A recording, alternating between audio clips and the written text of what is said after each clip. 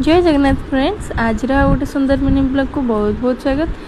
मु स्टार्टिंग रू एत सारा ड्रेस देखुचे, आपण मैंने भावुथे कौन ड्रेस पिंधिक देखा। तो आज फाइनाली स्वामी मत कहले चलो आम ड्रेस नहीं कि आसवा आउ किछिटा जिनस एक्सचेंज करार थिला। तो मुझे ये बहुत सारा ड्रेस पिंधिक ट्राए करदेली, किंतु मत कोटा भी भल लगिलानी।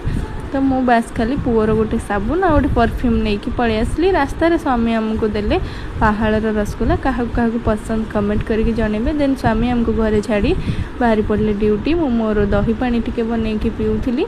पुओ तार बाबा को बालकोनी ठाई कहे बाबा मो छेनापोड़ नहीं आसब। देन आम माँ पुओ मिसिकी आमर आज लंच कंप्लीट करूँ। लंच रे मुझे आज बनई भात डाली बंधाकोबी भजा, ता सहित कलरा आलूर भर्ता आउ दही खाई पी सारी टिके शोई पड़ी।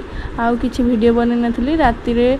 आज डिनर बनैला बेले वीडियो बनैली। तो आज डिनर रे रुटी सहित सिंपल भजा बन देती। तो आज ब्लॉग केमती लगे कमेंट रे निहाती जनइबे। लाइक शेयर सब्सक्राइब करने को जमा भी भूलबेनी। रोची नमस्कार, जय Jagannath, bye bye, see you.